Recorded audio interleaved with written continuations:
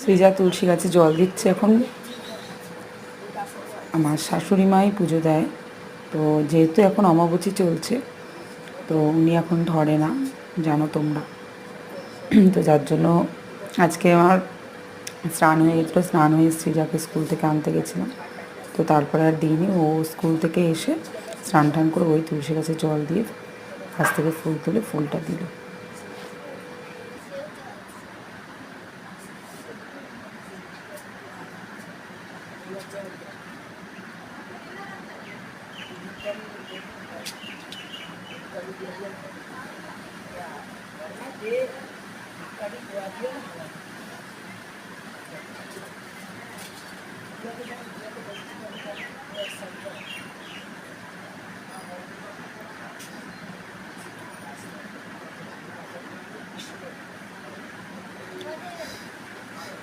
Hare Krishna.